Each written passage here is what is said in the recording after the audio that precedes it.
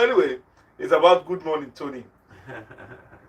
I think the best person to to discuss that. What is Good Morning Tony? Good Morning Tony is a trend that is going on where. Okay, there's a video I would like. I don't know if we can show the video. If we'll be able to show the video down later, or you can Google the video. Right. Maya Angelou. I was telling somebody this morning. Okay. That is a woman. I'm sure everybody knows Maya Angelou. Great philosopher. Great. I don't know her. I can't remember her poet.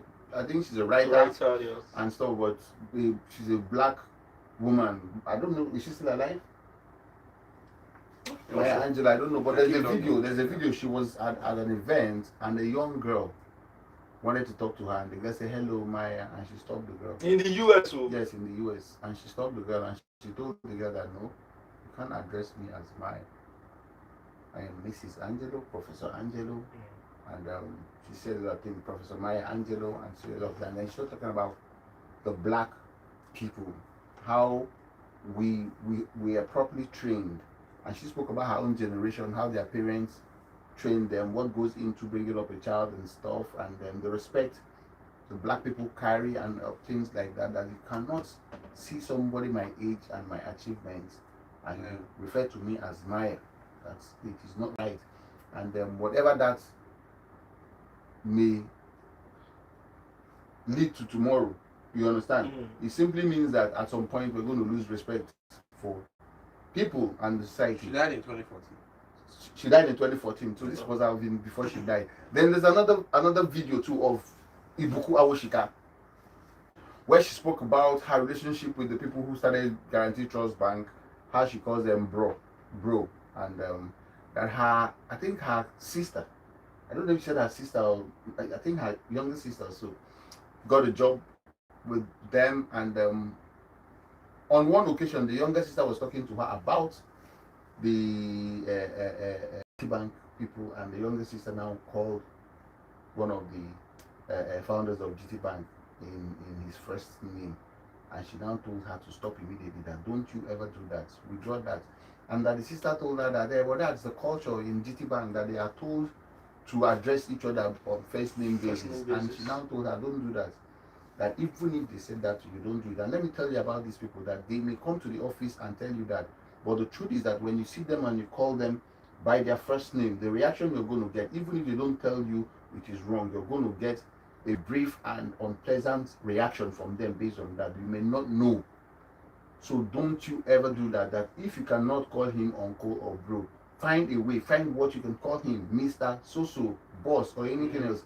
But don't ever, that I don't want to hear you. Senior man. And the sister wanted to put up an argument, and she insisted and told the sister that you should not try that. Now, I you know why I came dressed like this? Because I want to actually discuss this, so I want to have that look and feel, perception is everything. People who are in the corporate organization only respect people who are in the corporate organization. So I want to look like them so that they will listen to me. Listen, when I worked with a multinational, I've worked with one of the best top 10 organizations in the world. And we were told to address each other on first name basis. It was the culture in the organization. Here in Nigeria, not in the UK. Yes. My marketing director then, we would call her, hi Beverly, and she had no problem with that. British woman. You understand? But I couldn't call my national sales manager, Kayode. In Nigeria? Yes. In the office during meetings, I could say Kayode. But of course, if I see him on the road, okay, you understand? And each time you call him by his first name, there's this reaction that is not natural. Before he will realize this is a world-class organization. Now, why am I saying this? I'm saying this because I'm surprised at that reaction at that meeting when the girl said, "Good morning, Tony," and Tony reacted. Tony himself has the culture of a first name basis organization. In his organization, people are encouraged to call their superior by their name. Wow. Then at some point they use initials. I know they use initials a lot. For me, there's no difference between initials. That thing he was saying that she should say TOE. What's the difference between TOE and Tony? If you can accept TOE, then you can accept Tony. Listen, let me tell you where the problem is. I'm going to tell you what the problem is, and I'm also going to tell you what I love what Tony did, though. But before we crucify the girl, or before we start discussing this, let's even go back to the roots. Where this problem started from is from Nigerian organizations, African organizations, trying to to have a white culture. Same way they make us wear suit and tie every day. If I woke up on a Monday morning and I wore agbada to my Monday meeting, I may get a sack letter. You understand? So what has happened is that we have brought a foreign culture to our place, and now we are uncomfortable with the culture. You know why we are uncomfortable? Because a lawless generation has emerged. You understand? A lawless generation has emerged, which is these people we call Gen Z. This Gen Z we are pushing. Lawless or bold, sir? Lawless. Wow. What kind of boldness? It's not boldness. They are lawless. They are not trained. Listen, let me tell you. Whatever you're seeing Gen Z people do now, I'm going to blame it on their parents. And the parents of the Gen Zs are people who are between their 50s and 70s. They are the ones that fathered and mothered these Gen Zs. They are the cause of what we're seeing now. These Gen Z children are very rude. That's why that kind of girl standing and saying, "Good morning, Tony." There was a way her "Good morning, Tony" sounded.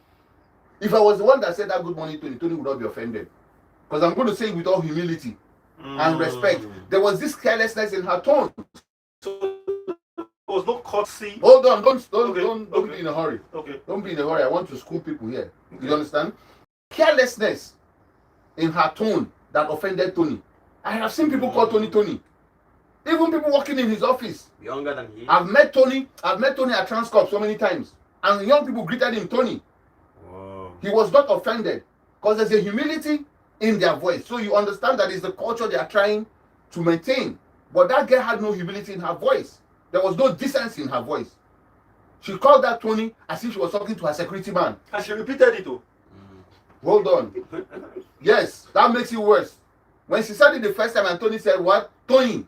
Yeah. She should have quickly coded. Yes. No. She said, "I said good morning, Tony." Ah. Tony. Good morning, Tony. You know the difference between Tony.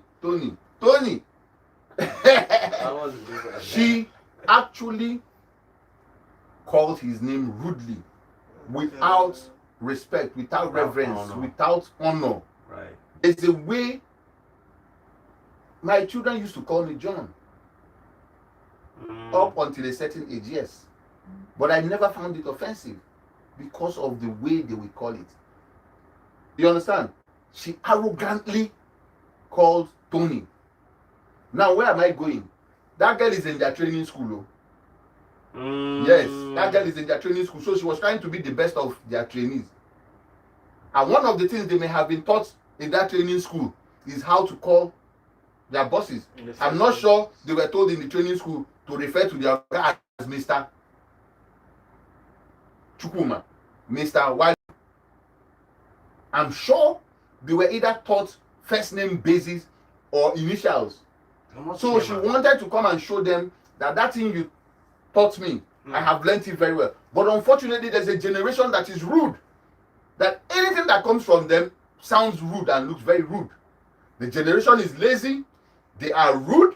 They think that the only ones that are right. So whatever we have taught in the corporate world here in Black Africa is about to be abused. We have just seen one. The first name basis stuff. It's the beginning, you know. Are we not seeing mental what is it called again? Mental health. Mental health. We are seeing mental health. I know I have friends who are directors in an organization that nearly got sacked. Why? Because they told a subordinate that she wasn't doing well and she took it up. That she's been abused, that she's been insulted. That her mental health is attacked. Yes, and the director was asked to write an apology letter. It has happened in several organizations, and we're seeing this thing that we're keeping quiet. Tony was able to speak up because he owns the organization. He is the boss. Listen, if that guy was not an employee of his organization, he wouldn't say that in his head. He will swallow it in shame. He was able to speak boldly because shall I go write a check to pay this person's salary at the end of the month? You understand? So it was even go and play that video back. See, even when Tony was even saying no, I won't take that. I won't that all those Oyibo thing. No, it's not Oyibo thing. This is Africa. We are Nigerians. When we were growing up, we were taught that the child is for the community. It is not only the parent that trains the child, but these Gen Z people, they are not for the community. That's the problem. The Gen Z children are not for the community. The parents who had these Gen Z children taught the community not to get involved in their training anymore. Why don't we flog in secondary schools anymore? Why don't we flog in primary schools anymore? Parents kicked against it. Who are those parents? The parents in their 50s and 60s now. When we were growing up, poor children were rude. So we have to be Hold on. We have to be specific, sir. Hold on. When we were growing up, specific about what? You said the parents. Now, no specific. Now, parents will come from abroad. People will just go do one. You are making a big mistake. Stop. That's why I said don't interrupt me so I don't lose my line of thought. Gen Z parents. I'm not talking about parents that are Gen Z now. I'm talking about the parents that their children are Gen Z now. Destroy these children. When was flogging withdrawn from secondary school? In the 2000s. People born in 2000, are they not the Gen Zs? When I was in secondary school, were you in what time did you leave secondary school? Late 2000s. You're not part of 2000. I'm talking about late 2000. Late 2000s, yes. So when we were in school, if they flog you and you go home and say they flogged you, my mother will even flog you before she will ask you, so what happened? And she will follow you to school the next day and thank the teacher that flogged you. Yeah. There were some boys that Monday morning you see their parents in school to come and say, who is your form teacher? This boy is now behaving well. What kind of cane do you use? Then suddenly there's this awareness that came in the 2000s. Parents started feeling entitled. Parents started feeling that their children should not be flogged anymore. Why? Because we are now westernized.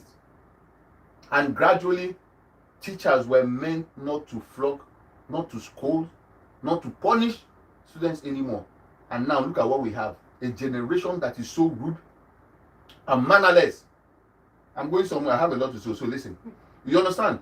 So that's what those same parents at that time became heads in corporate organizations. And they now carried it into the corporate organization. Where a child will come to the office and will be bold enough to look at a man that is older than your father and call him his first name. And we say that is world-class organizations that we're building. Meanwhile, we have not manufactured anything. We have not done anything. We are busy learning the bad things. So we have learned it to the point now it is now hurting us. Now the people who encourage these things now are getting to the position where they are now grandfathers. You know when you become a grandfather, your eye will clear. Tony is getting to the point where he's almost a grandfather if he's not yet. You understand? So there are so many things that he will not take anymore. But some 10, 15 years ago, he didn't mind. This thing he said now, he could have said it in his organization 20 years ago. But I'm happy he said it. And I thank God it came from him because he's a man of influence. So what he has done now and what he has said now, I hope it is now going to go back into the corporate organization and we start correcting those errors. Because if we don't correct them, listen, what we're going to see is going to be terrible. What I don't even like is the fact that he's going to go and look for the girl to take a picture with the girl. I think he should have waited some more. He should have waited some more so that the message will sink. Let the girl feel very remorseful and so that her generation will understand that this thing cannot work. There's so much rudeness in organizations now. Do you know that some MDs cannot even scold a trainee? Some MDs cannot stop an entry-level staff by the step and scold the person. The person is going to go away immediately, go to social media and cry of mental health. And the owners of the organization, the next thing, the chairman will call that MD. There are so many supervisors. I've seen people resign. Managers, senior managers, general managers resign because they were not able to deal or punish people reporting to them. And the HR will invite the person and tell the person that no, this is a world-class organization, you cannot do that. You cannot talk to this person carelessly. If this person does something, come and report to it. How can you be asking a senior manager to come and report an entry-level person to HR? What do you want to achieve? Who taught us this? Where did we learn it from? And suddenly now, a girl that is not 25 years old yet, or about that, will have the boldness to look at a 65 or 60-year-old man and call him by his first name. A man that has records, solid track record, one of the best businessmen in Nigeria, that has grown so many people, trained people, and has given so many people opportunities to excel in life. Greater than your father, greater than your grandfather. There's nobody in your generation that is like him. Wow. And you stand and you call him by his first name. To the point where he had to remind you that he will not take that. That all those Oyibo things, who brought the Oyibo thing to us? These same organizations. So what Tony did, listen, let me tell you, is very profound. It's great. It should be commended. And I recommend that to every captain of an industry to go back to their organizations and correct those things. Listen, we are Black Africa. And I keep insisting on black because some Africans are no longer black. So many things we're seeing now is an offshoot of our errors. Late 90s to 2000, in fact.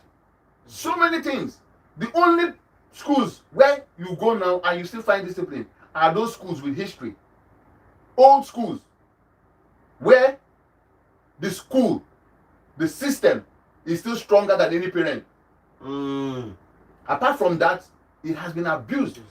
A man earns small money, he's ready to go to the school and hold the principal and flog the principal in front of the students. My son told me that dreadlocks is allowed in their school. And I was like, do it and come home, let me see you now. Yo. So where are we going? Where are we going? What are we teaching these children? We are not Westerns. Westernization should stop at the place of technology. Once it's not technology, please, we don't need it. The reason I brought out Maya Angelou and Ibuku Awoshika is so that people who want to argue with me will understand that what I'm saying, I'm not saying it from a myopic point. I'm not saying it because I'm not exposed to experience. That's why I've mentioned people who are world class, people that we have respect for. And now Tony has joined and he's lending his voice. I like what he's doing, but he should have done this 20 years ago. Yeah. He should have done this 20 years ago. When he walks around Transcorp carrying a knapsack, wearing tattered jeans with his platforms, you know, feeling young inside, people around him should not get carried away. Do you think that was what triggered it? No, what triggered is the training that the guy has been given. Okay.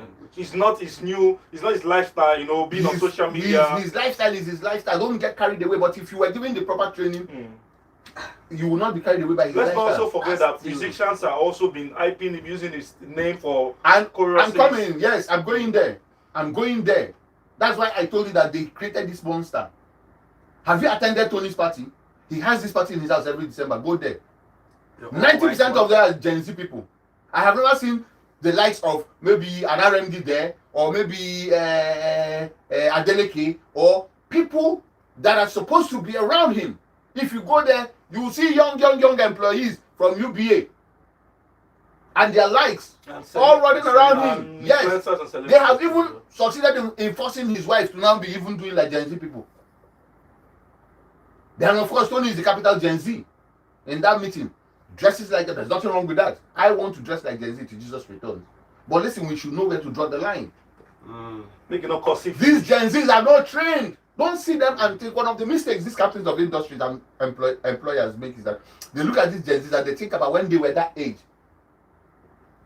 When Tony Elumelu was 25, I'm sure he had manners. I'm sure he would respect anybody that is his boss. The 25-year-olds you have now, when they are standing and talking to you, they talk to you as if they are the ones that even... Listen, when that girl stood up with that microphone, I'm sure somewhere in her mind she was feeling that she's coming to Tony's organization to make them bigger. That's how they feel. That's the impression they've been sold because their parents did not train them properly. That's the problem. Listen, this thing we're doing, even they started campaign now for election, right? You're going to see all the old men when they go for election and climb podium, they want to be dancing like Gen Z. So the Gen Z children think that they are the ones we are copying now. They think they are the leaders of this tomorrow. They think they own the nation. In fact, I'm sure what they are thinking now is that Tinubu should hand over to Gen Z so that Gen Z will be governors and presidents. But they forget that their parents have not trained them well. They have not been well trained though. They have not been well trained. They are very rude. They will argue. Very lazy. Now let me blow your mind. They don't want to work. Do you know they don't want to work? If you go out now and you say you're looking for a driver, a houseboy, a cleaner, and some menial jobs, you will not find anybody that will take the job.